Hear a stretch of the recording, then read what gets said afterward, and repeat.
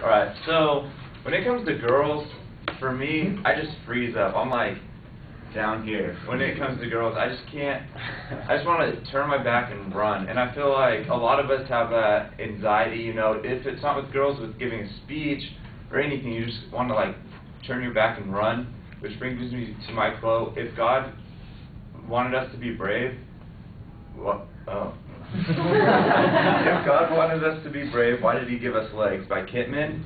And the three areas I want to cover today is why it's hard to be brave, and how to be brave, and the benefits of being brave. So why it's so hard to be brave is that we care too much what people think about us. Like, there's always that self-image that we want to live up to. Definitely, like in movies, we just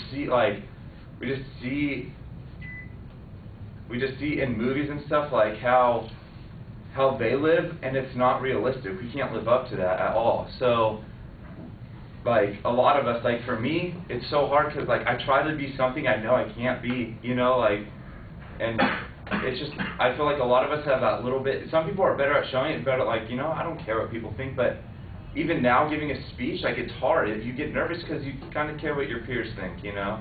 And why we should be brave is that you know what, life is too short to, you know, just wait around and, you know, look back and say, you know what, I should have done this, I should have done that. I want, like, for me, and hopefully a lot of you, like, just live life to the fullest, carpe diem. It's just like, it's so much better. Like, I feel like life is so much fuller when you know, live it up. So, and thirdly is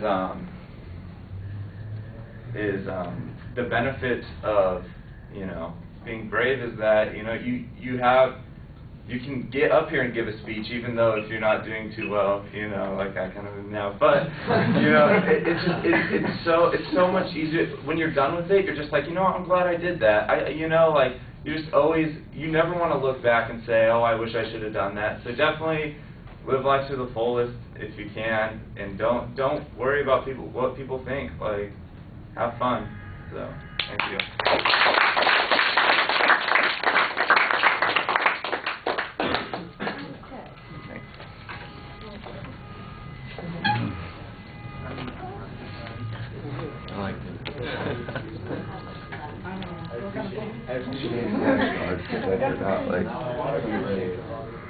He still recovered though.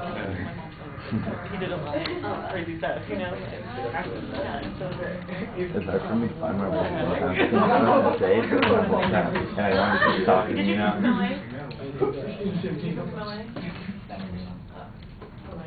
I thought we lived in the same neighborhood.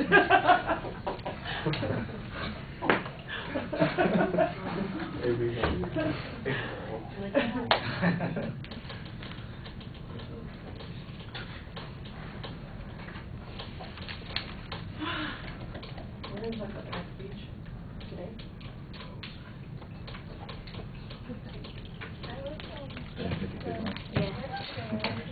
What was your other one? I've been to a second one, but I can't form something this quick. That was a good one for you too, definitely. I got this.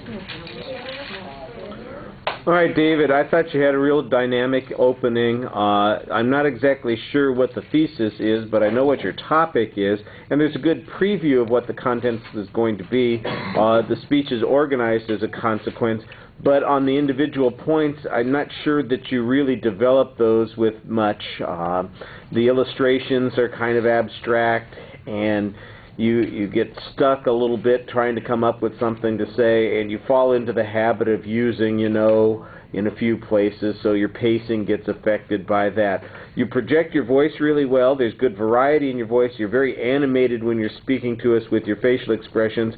I do think maybe the gestures, although I like the fact that you're involved, that seems to be a little excessive, and maybe that's where your energy level is reflecting some anxiety, because you're gesticulating so broadly sometimes that and so frequently that it seems maybe a little bit more nervous. I did catch you walking the transitions and moving the points there and stepping forward to emphasize points, so I appreciated the body movements there. And at the end, you did try and have a point and finish up as gracefully as you could. So I thought that worked pretty well. All right, thank you.